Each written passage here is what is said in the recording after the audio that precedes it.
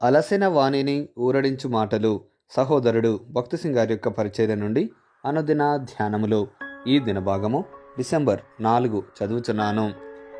సిలువను గూర్చిన వార్త నశించుచున్న వారికి వెర్రితనము, కానీ రక్షింపబడుచున్న మనకు దేవుని శక్తి.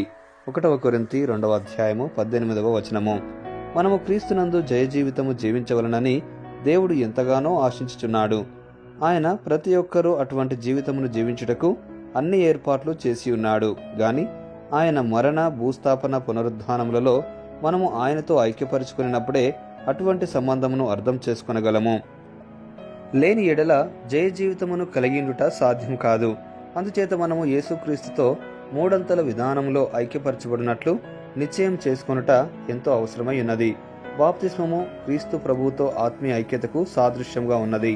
అందుచేత బాప్తిస్మము ఎంతో ముఖ్యమైనది.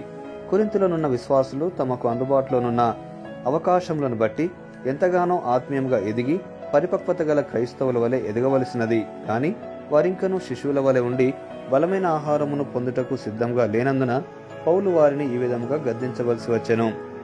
మీరు ఇంకనూ పసిబిడ్డలే, పాలను మాత్రమే జీర్ణించుకొనగలరు. వారి ఆత్మీయ జీవితంలో పొరపాటు జరిగినది. ఒకప్పుడు దేవుని వాక్యము వారి యొద్దకు ఎంతో బలముగా వచ్చినను ఇప్పుడు వారు దానిని గ్రహించలేని స్థితిలో ఉండిరి.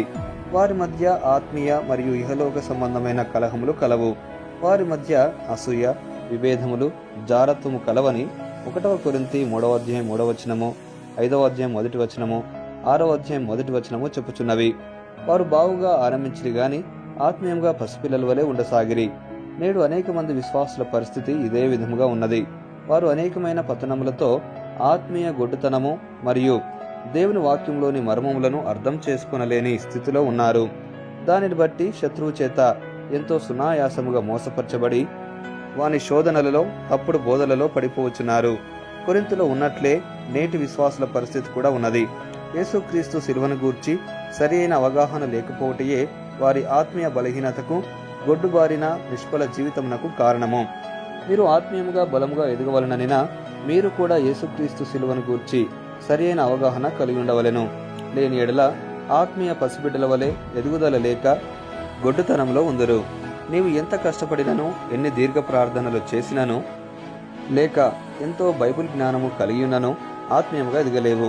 ఎప్పుడైతే ఆయన సిలువలో ఐక్యపరచబడుటకు ఇష్టపడుదురో అప్పుడే దేవుని శక్తి వారి యందు స్పష్టము చేయబడును.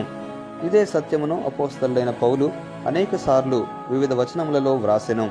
1 కొరింథీ 1:18, 23, 24, ఫిలిప్పీ 3:10. ముగింపు మాటలు.